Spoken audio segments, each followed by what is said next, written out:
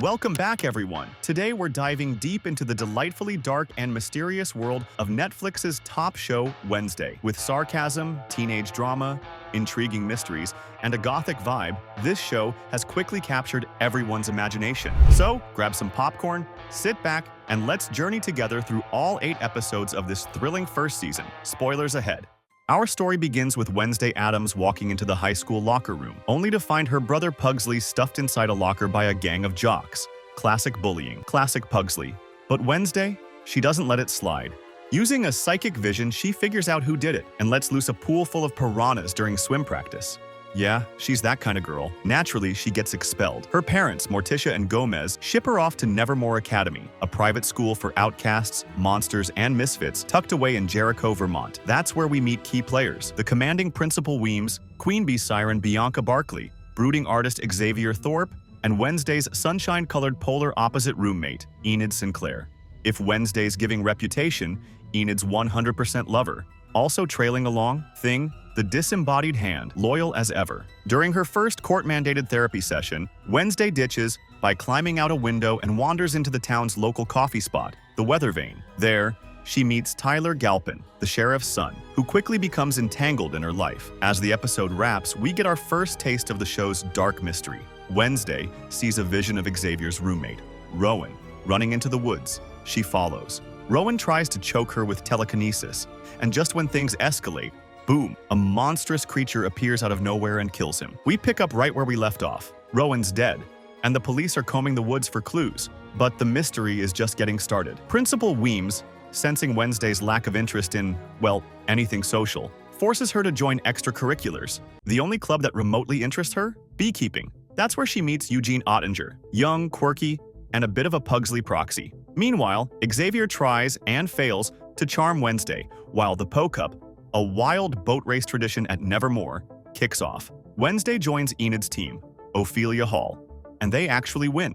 A big deal, since the last win was when Morticia was a student. But for Wednesday, she's more interested in the mystery than the trophy. That night, a curious statue in a secret hallway catches her attention. She deciphers the clue and activates a hidden passage by snapping twice, a clever nod to the OG Addams family. It leads her down into a mysterious chamber where she spots Bianca, Xavier, and a secret society known as the Nightshades. The episode opens where we left off, Wednesday facing the cloaked Nightshades. Despite being invited, she declines their offer. Classic Wednesday, it's outreach day, and every Nevermore student has to volunteer in the nearby town. Enid gets stuck at Pilgrim World, while Wednesday swaps with her to work in the antique shop, secretly hoping to learn more about the town's creepy founder, Joseph Crackstone. Enid, meanwhile, is desperately trying to flirt with her crush, Ajax, but he's oblivious. After enough awkward hints, she finally blurts it out. And surprise, he likes her too. They make plans for a date. Back at the Weather Vane, Wednesday intends to meet Tyler, but runs into a very moody Xavier instead. Clearly, he's not thrilled she's talking to Tyler.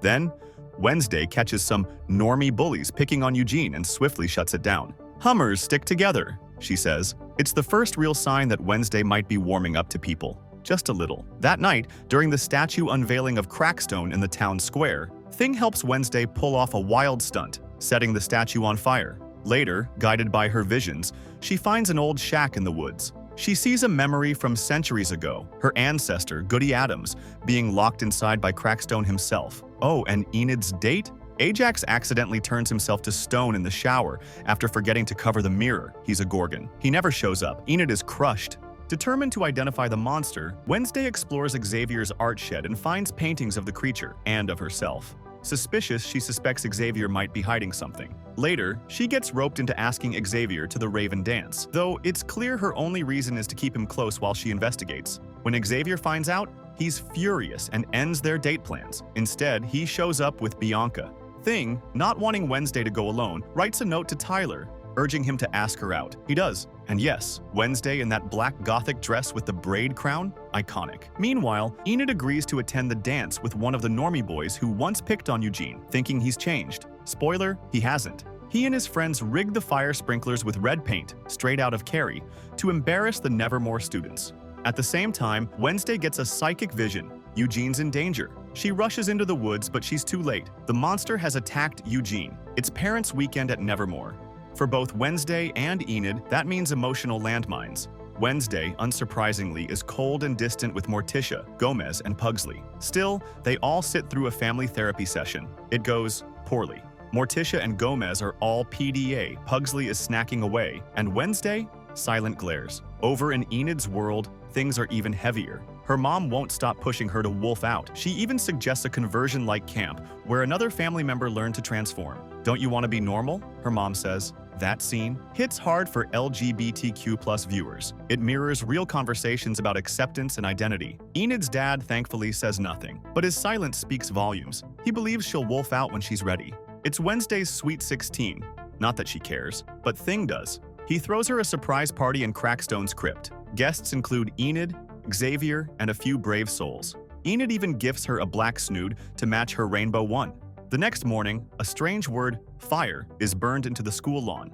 Xavier assumes Wednesday had another vision. Even though they've been clashing, he reminds her that he showed up to her birthday. Later, Wednesday drags Tyler and Enid to the old Crackstone house for more sleuthing. They discover that one room looks recently used, as if someone's living there. Suddenly, the monster attacks Tyler, and Xavier appears out of nowhere. Back at the dorms, Enid reaches her breaking point. Despite trying over and over to befriend Wednesday, she's done. She moves out, and honestly, it hurts Wednesday more than she lets on. NCL Fester makes a surprise visit, bringing some much-needed levity. He's the only person who can actually make Wednesday smile. Real smile. During his stay, Tyler asks Wednesday out, and she says yes. Their date? A movie night in Crackstone's crypt. But instead of a horror film, Tyler plays Legally Blonde. Unexpected, but kinda sweet. Then, things take a dark turn. Wednesday finds Thing stabbed, literally pinned to her wall. In full panic mode, she runs to Fester. He helps save Thing, barely. But the question remains, who tried to kill him? Later, Enid returns to grab some forgotten stuff. Wednesday, quietly counting the visits, realizes Enid's forgotten things 3 times that day. Enid can't stay away, and by episode's end, she officially moves back in.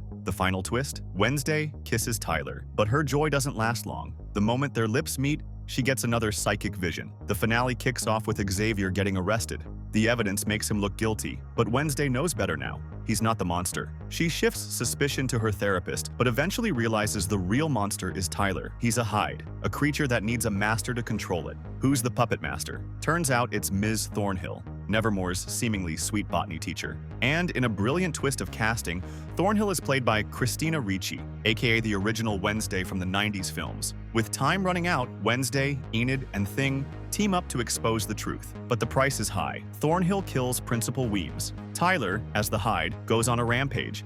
Xavier nearly gets shot, but Wednesday jumps in front of him. Just when things look bleak, Eugene shows up, fully recovered, and unleashes a swarm of bees on Thornhill.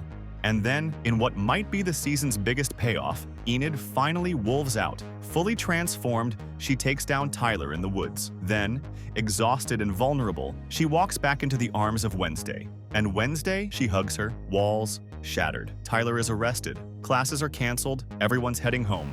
As Wednesday's about to leave, Xavier stops her and asks how they'll stay in touch. She doesn't answer, so he hands her a phone. Welcome to the 21st century, Addams. And that's Season 1 of Wednesday, full of mystery, monsters, murder, and surprisingly real moments about identity, friendship, and trust. Jenna Ortega absolutely owned this role. And with Season 2 on the horizon, it's the perfect time to binge it all again, and maybe rewatch the Addams Family classics while we wait.